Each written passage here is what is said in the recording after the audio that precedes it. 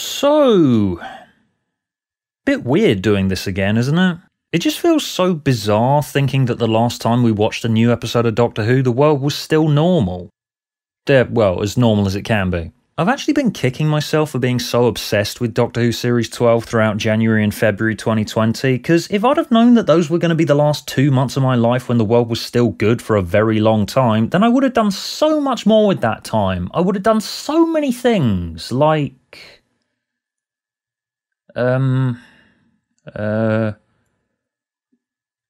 Wait, what do people who actually have a life do with their spare time again? But still, Doctor Who's back, so normality is restored, right? Well, but still, at least it's a reminder of the old world, or I could even entertain the idea of being annoyed by Chris Chibnall's lack of subtlety when writing political science fiction, a subgenre that I have a lot of love for and have hated seeing people being motivated to say is bad in principle when it isn't. Given I reached peak stress months ago, I can't even pretend to get emotionally invested enough to get angry at Doctor Who if it sucks anymore. I mean, it might not suck, it might be good of course, but... nah, of course it won't be. So, yeah, Revolution of the Daleks. Well, I didn't hate it. It had some nice ideas, but there is notably no improvement in it at all. It starts going in the right direction in places, but it mostly ended up being a best-of compilation of the consistent mistakes that this era keeps on making. So, the episode is about Not Trump from Arachnids in the UK creating a series of security drones modelled on Daleks and selling them to the UK government. In principle, this is a wonderful idea because I believe it. Politicians are always desperate to fetishise any new technological developments, no matter how stupid, pointless and/or harmful they obviously are. And I can see any one of our current wave of vacuous, empty-headed politicians introducing this wave of robots as security drones and going, "Look everybody, this is the pride of Britain. This is the future of national security. Look at what our nation is capable of." And obviously, they're Daleks, infiltrating society under the guise of a stupid new government scheme. The obvious thing is going to happen. You know, it's kind of like Victory of the Daleks, but set in modern times. I enjoy the satirical motivation behind it. The scene near the beginning of Robertson showing how a Dalek can be used to spray protesters with water and tear gas was an incredibly relevant image given the year we've all just lived through. I enjoy political sci-fi satire, I enjoyed that image, this makes sense to do. Here's my problem though.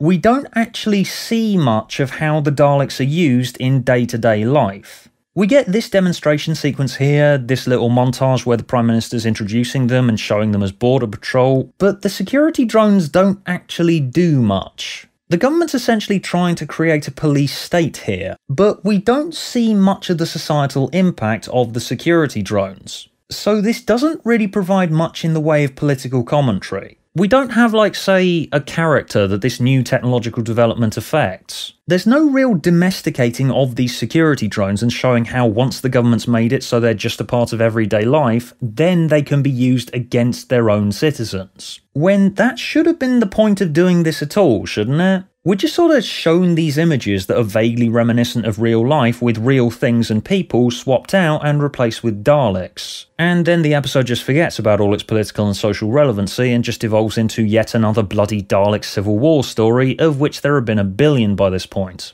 Back in 2015, some of you may remember that I was complaining at the Zygon inversion for only having like 1 or 2 scenes with this one random bystander Zygon character providing some perspective on the situation. And I was complaining that that wasn't enough and that perspective should have been the episode's main purpose. But in hindsight, at least the Zygon inversion had those scenes at all. I could sort of feel this mild glimmer of an emotion inside my cold, dead, withered heart. I wasn't really feeling anything while I was watching this stuff play out, aside from going, "Ooh, I recognise that. That looks like something that happens in the real world."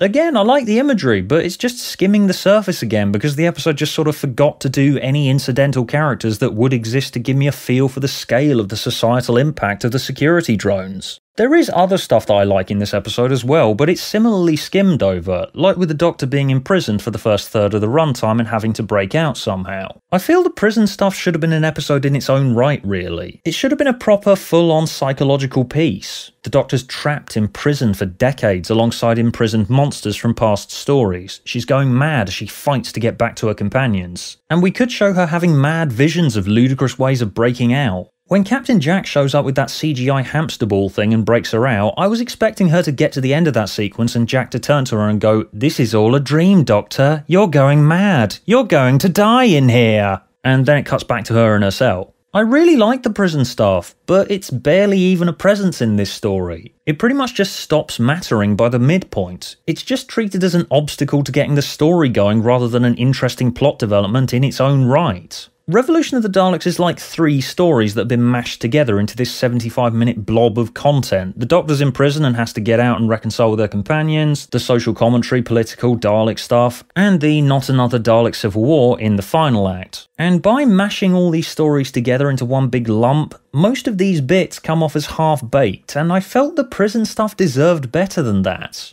I do really like just these little fragments of ideas here. The Doctor's in prison, meanwhile back on Earth, Yaz is going a bit mad trying to figure out how to get the Doctor back, while Ryan and Graham are busy moving on with their lives. But because we've got the main plot to deal with as well, all this character conflict stuff is relegated to like a couple of scenes and that's it. Admittedly though, Ryan does spend some time explaining to us how he's moving on with his life, using his mouth and the words that come out of it.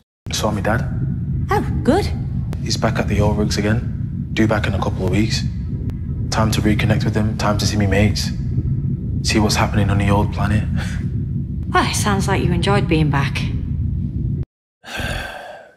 Do I even need to show you these 3 words again? Because I feel like that's all I've been saying about Doctor Who for the last 3 bloody years. This is important because I might have actually felt something for Ryan if I'd actually watched him reconnect with people in his hometown and move on and realise it's time to leave his life with the Doctor behind. But instead, he just explains it to us. Couldn't we have had just like an incidental character or 2? I just don't feel like I've been a part of Ryan's world and his journey towards the realisation that he should move past his life with the Doctor. I mean, admittedly, that scene at the end of him riding the bike with Graham was quite nice, I suppose, but I just wanted more. I just want to feel something. Anything.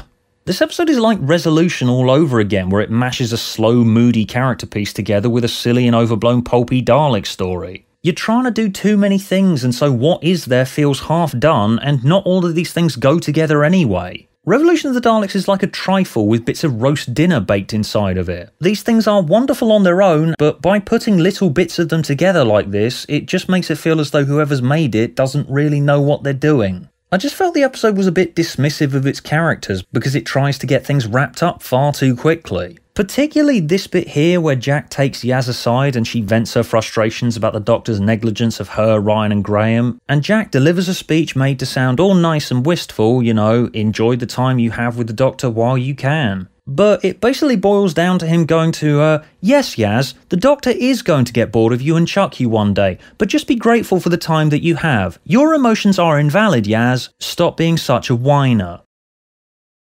Alright, yes, I'm exaggerating here. It was quite a nice speech, but I just felt that scenes like this were the episode trying to get its character stuff dealt with as quickly as possible so it can move on to one of the other million or so things that it's given itself to do. So the raw emotional character stuff wasn't doing much for me, the social commentary stuff was lacking in a third dimension, and when it comes to the tired, overdone Dalek Civil War stuff later in the episode, those last 20 minutes are probably the episode's strongest content. Mr. Not Trump Man is very much a caricature, always has been and always will be, and they're not trying to deny that. You are supposed to giggle to yourself whenever you get any further parallels with Trump, like it turns out that he doesn't pay his taxes. Dun-dun-dun, shh.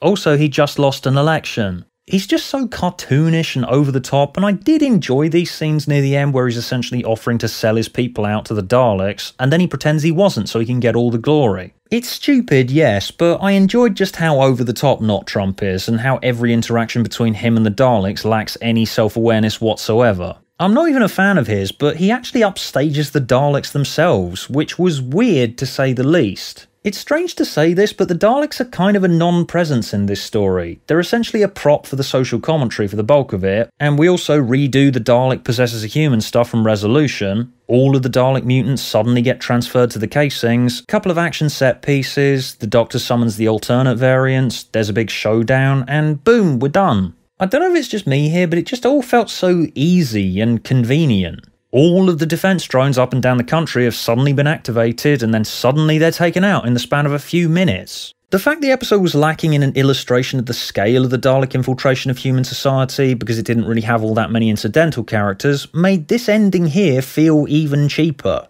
I didn't really get much of a sense of there being much of a struggle. It just felt so easy, quick, and underdone. It was just like with Jack's speech to Yaz here. The episode's attitude is basically just get this bit over and done with as quickly as possible so we can move on to the next bit and get to the end credits. I have said a thing and you are fine now, Yaz. That is done. Next scene. It just felt so poorly paced and rushed.